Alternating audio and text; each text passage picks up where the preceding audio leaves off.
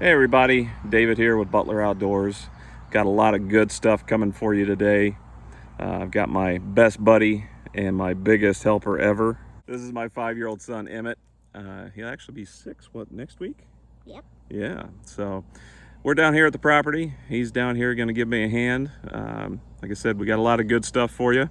We're gonna give you a couple updates on food plots that we've done. Food plots that we've done. That's right. We got a no-till. And we've also got a ripple like electrical wire fence that a deer went into, and it probably died. Yeah. All right. We've got a no-till soybean plot that we planted back on May 22nd. Yep, 22nd. So we'll give you an update on that. And then I've got another food plot back in the bottom that I planted 2 weeks ago. I planted it on Father's Day. So we'll give you an update on that one as well. It is the 4th of July, so happy Independence Day to everybody. A couple other things we're going to do while we're down here today. I'm going to work on some TSI, timber stand improvement. We're going to work on some... Anybody there? We're going to work on controlling some invasives. We got a lot of bush honeysuckle on the property, so I'm going to go over some techniques on how to help control that. And most importantly, we're going to have some fun. Right, dude? Yeah. Right. Stay tuned, and we will See you later, together. see you in a little bit. All right. All right, guys. This is the no-till soybean plot I planted on May 22nd. Everything is looking fantastic. Most of the soybeans are probably, at least 1.5 feet tall. Everything's stopping the baby one. Everything's looking great. Very few weeds coming up. There are a couple of spots where there's some grass and stuff, and I kind of expected that over the last couple of weeks. As with most places in the Midwest here, we did get a ton of rain, so that tends to disturb the soil just a little bit. And got my big helper with me today, but it disturbs the soil a little bit and lets some seed germinate. But overall, I mean, everything's looking great. Like I said, most of the soybeans are probably 18 inches tall. My Honeysuckle hot zone fence is doing a great job. As you can see, inside the fence versus outside the fence, it is keeping browse pressure down almost non-existent. I have had a couple of deer get through the fence. Actually, that top wire on the inside perimeter was knocked down in a spot. I'm sure a deer ran into it and caught it, but overall it's doing great. You can see out here a lot of these soybeans have been nipped off. Hey, Daddy, look here. But inside, not so much. Everything's looking really good. Check out my previous videos on this food plot. I went step by step on how I planted it. I also did an install and a review on this Honeysuckle fence. Mister. All right. All right, everybody. We made it down to the bottom. This is the food plot I was talking about, and this is something I opened up second year I had the place. It was all timber. It was just a little bit more of an open spot, and now after clearing several trees and brush and things like that, it's about a 1/4 acre total. And I hadn't had a chance to get back in here yet this year. So while I was back here, I went ahead and no-till planted. It was Antlerking Redzone. They have a couple different varieties of soybeans, forage peas, buckwheat, and I think some sunflower in there. But all I did, I broadcast, then I went and drove over everything with the Ranger the best I could. Obviously, there's a lot of logs in here, so I wasn't able to get all those cleaned up. And then I went ahead and sprayed with glyphosate. But you can see here we're getting germination. A lot of little stuff coming in. Looks like we got some peas there. I think some of that other stuff's buckwheat. But yeah, quite a bit coming in. So for being 2 weeks, that's not too bad. It's there's some peas right here. So I'm sure that's like a forage pea that's in there. But yeah, so a lot of little stuff starting to grow. Obviously got a pretty good kill on the existing vegetation, and you know, we'll see how it goes. Plot this size with beans and peas in there, I don't expect to last very long, but I did want to get something in here and give the deer something to eat that was attractive. And I'll come in here and probably replant like a brassica mix for the fall. All right, till next time. All right, guys, we're getting ready to start doing some TSI down here in the bottom.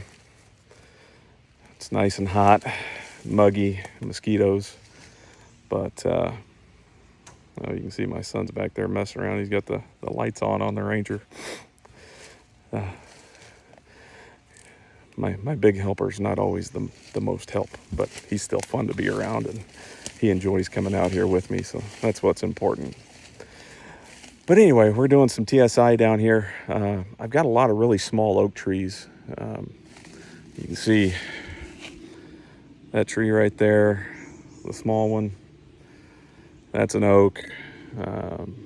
There's several dozen small oaks in here, and they're getting choked out by these giant cottonwoods I've got in here. Like this one here. I mean, that tree there is probably, 26, 28 inches in diameter at chest height, if not more. And I mean, there's dozens of cottonwoods in here, and they're all really big. So the canopy's closed. You can see a lot of shade in here. Even with that shade, we've got a lot of grasses and variety of native browse in here. But I'm gonna hack and squirt these cottonwoods. I've got a mixture of Tordon and I think brand name is Brush Tox, but essentially it's Trichoplear. I think it's 61% concentrate. Daddy, So I got those mixed. Hold on, bud. can I get on your shoulders? You want to get on my shoulders? All right, climb on up. But I've got a mix of those two at about 50-50 mix, and I'm going to do some hack and squirt and kill these. Look, it's me. We're going to kill these cottonwoods where they stand and just let them die, and the branches will fall first, and you know, a few years later the trunks may start to come down. But I want to release these oak trees and let them, you know, really have less competition, so they can thrive and be beneficial. Cottonwoods are great. You know, they're pretty, they're tall, they're really, really big trees. But as far as, you know, being beneficial for wildlife, they're very low quality. And as far, I mean, to even sell the wood, it's, I mean, if you can get somebody to buy it, about the only thing that's cottonwood is good for is pallet lumber. So you're getting very little money. It's one of those things, you know, you might get a timber company to buy them if they're in there cutting, you know, higher end logs, walnut, oak, and whatnot. But so very little value, monetary value, as well as wildlife value. So we're going to go ahead and take out some of these big ones. Easiest way to do it is hack and squirt, or you can girdle, or both. it's July 4th, so the spring sap flow is pretty well done. So hack and squirt is going to be pretty effective. If you do it early in the spring when you're getting a lot of that sap flow going up the tree, it'll push that herbicide right out. So, but anyway, that's what we're going to do. So I'll do a couple and show you guys how I do it. And these big trees, it's a little tricky because the bark's so thick. But I'll show you how I do it. And if you guys have any questions or comments, make sure you put them down in the comments section and let me know. All right, thanks. All right, guys. So we got a cottonwood here that's, it's probably 14, 16 inches in diameter at chest height. Yeah, hold on, bud. And the way I like to do it is I got my hatchet here. And I went in, try to go in at about a 45-degree angle. And you definitely want to go in deep enough that you penetrate this really thick bark. But as you can see in there, I got through the bark down to the inner wood, the cambium layer there. So what I'll do is I'll go ahead and put the hatchet in, like I said, about a 45-degree angle. And I leave it in there. And hold on, bud. And I take my herbicide and I just give it a squirt. Actually, I don't have it opened up quite enough. So I'll give it 2 squirts this time, but there we go. So and basically what that does is it just creates a pocket for the herbicide to sit in. I don't know if you can see down in there, but the herbicide went right in there and it's sitting down in that cut. So depending on the size of the tree, the species, you need to make sure you're using the right herbicide. Like I said earlier, I'm using about a 50-50 mix of Tordon and triclopyr. Tordon's really good. I've used it for years and it's done good for me. But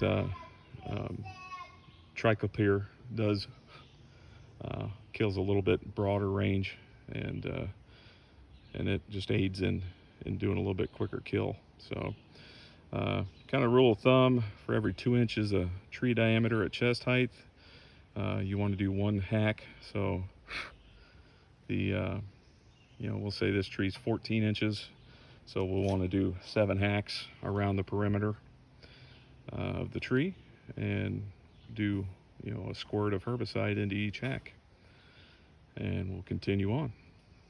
All right. Hey everybody, what is going on? So I am walking through a jungle, as you can see. And this is actually a path that I made 2 years ago, almost. Next month will be 2 years. Like I mentioned earlier, this property did have a lot of bush honeysuckle on it. As you can see behind me, it is just getting worse and worse. First got this property, I guess almost 6 years ago. And there was quite a bit then, but not near the amount that there is now. So it is time to start doing something about it. So I was in here, 2 weeks ago, and I did some hack and squirt on some of this, and I will show you guys the results here in just a little bit. It is it's been 2 weeks with a lot of rain and everything, but it's definitely working. Leaves are wilting. Some of them are losing their leaves already, so just takes a while, I guess. So I'll flip the camera around and I'll show you how it looks. All right, guys. So here's one bush honeysuckle plant that I hacked and squirted 2 weeks ago. You can see probably 3/4 of it. The leaves are completely wilted, dried up, starting to fall off. Some of the other ones, not yet. but overall it did really well. I mean, this is a pretty, Stuff off your back for you. thanks bud. Welcome. You know, this is a pretty decent sized plant. You know, it's probably 8 foot tall, maybe 9 foot at the very tallest point. And the trunk on it, I guess, I mean, it's got kind of a split trunk attached at the base, but you know, you got one that's maybe 2 inches in diameter and the other one's about 1 inch. So not overly huge, but definitely a good sized plant. And it's funny, looking at this one, you can clearly see the hack I made here on the bigger stem, but I do not see any on the smaller stem. And if we follow it up, it is the one with all the green leaves still on it. So, hold on, bud. I said hold on. So, with multi-stems, and I heard this could be an issue with hack and squirt, it looks as though you need to hack and squirt every stem. So, and it may kill that other stem, but obviously it's taking longer to show the effects. There are some of the leaves on there that are starting to wilt, but just from my initial observation, I would say if you're gonna go this route, try and make sure you hack each individual stem. I've got some more over here that I did the same thing with. You can see it's losing most of its leaves. Still some on there, but again, we've got multiple stems. I can't tell exactly if I hacked and treated each one, but this one here, it's a much smaller one. It's almost completely dead, but I mean, it's only maybe 3/4 of an inch in diameter at the base. This one here, it's definitely not doing really good. Hold on, bud. But I mean, there's 4 stems, looks like, coming out of the base on that one. But this one's got leaves still attached, but as you can see when I'm shaking it there, it's just raining leaves. So yeah, it's raining leaves. That's funny, isn't it, bud? So it definitely seems to be doing the trick. Here is a really big one I did. That's probably 4 inches at the base. Yeah. And it's definitely working on it, you know, slowly but surely. I mean, this thing is, geez Louise, it's got to be probably 15 foot tall. And it's, I mean, it's no joke. I mean, that's probably at least 8 inches in circumference on it. So it seems to be working. Hack and squirt's never super fast acting. Trees and other things I've done it with, it always takes time, you know, several weeks sometimes to even show progress, but it seems to be working. 50% mix of Tordon RTU and a 50% mix of brand name is Brush Tox, but it is 61% triclopyr concentrate. So everything seems to be looking pretty good. I don't think it looks like I might have treated this one. See if I can find some. Sure enough, you can see there's one hack that I did there. Maybe that's the only one I did on this one. Hey, Daddy. Hold on, dude. Look at me. But I'm down here with you. you can see it's working on that one too. Let's see if it'll rain leaves. Oh Yep, yeah. It's Oh raining yeah. leaves, all right. Yeah. So yeah, and this one's even bigger. I mean, heck, this thing's, you know, it's probably almost 6 inches in diameter. It's a big one. It's up there, 15. maybe 18 foot tall as well. So yeah. So any of you guys working on trying to control some bush honeysuckle on your properties, this method seems to be working. Whether or not, you know, this stuff will resprout next year, I guess time will tell, but it definitely seems to be killing it. The other method I read about and I may try, but I have not yet, is a foliar application. I think it was recommended. I made your bed tray some leaves. Oh, thanks, bud. I think it was recommended at like either a 2 or 3% glyphosate mixture. A lot of folks seem to like triclopyr and glyphosate mixed at regular rates. So, you know, if you were doing a 4-ounce mixture, you could do 2 ounces of glyphosate and 2 ounces of triclopyr per gallon. But the only issue I see with foliar application, you know, especially with a glyphosate or any type of herbicide that's not selective. I mean, triclopyr is a broadleaf mainly, but you know, there's lots of good broadleaves. You know, grasses, a little bit of grasses in here that, you know, might get affected, but you know, you got some forbs and, you know, other non-invasives in here.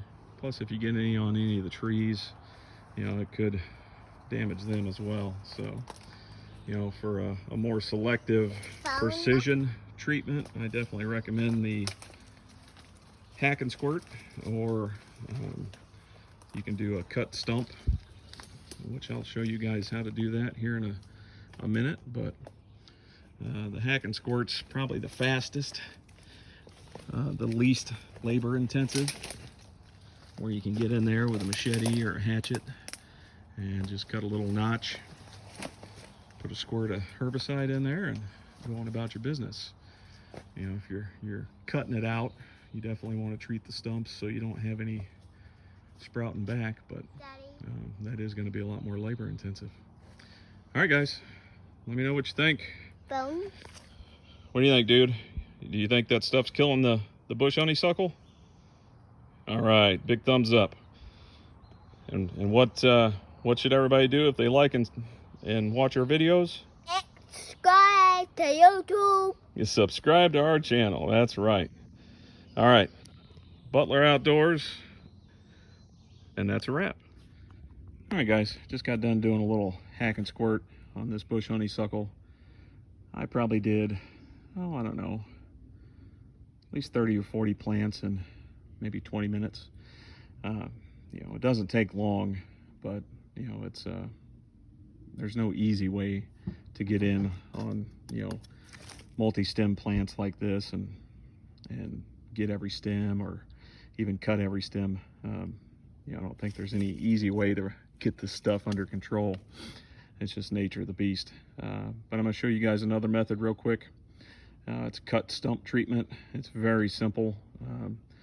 Essentially all you do is you cut it down close to the ground, and then you take your herbicide and you treat the stump, which prevents you know, sprouting and that stump coming back to life.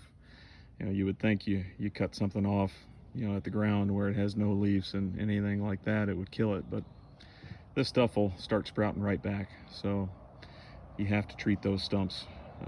The key to it is to cut it and then treat it as fast as you can immediately while that stump cut is still fresh. So we'll go ahead and get this cut.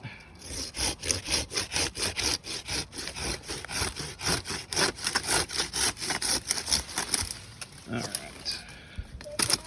Thanks, bud. All right, so as you guys can see, that was multiple stumps, multiple branches, limbs, whatever you want to call it. And we'll want to treat the whole thing. So, you know, you want to get every one, even the small ones, the best you can. You know, a squirt bottle like this, you know, in a situation like this, open it up to where it's, you know, a bigger spray. looks like we got everything pretty good there. So just a few squirts. This has blue forestry dye in it, so it makes it easy to see that you got it. But oh no, that's terrible. So that's the cut stump treatment. You know, if you guys are looking to open up an area and want to do so quickly, this would be the recommended way. You know, you're cutting it down and then treating it so it does not grow back. And you know, as you can see, I mean, there's a bunch back in there. But so that's that. So those are the two applications I've used: cut stump and hack and squirt. I may try that foliar application at some point, but I have not yet. If I do, I'll make a video of that and keep you guys updated and let you know how it does. All right. Good luck on your battle against bush honeysuckle.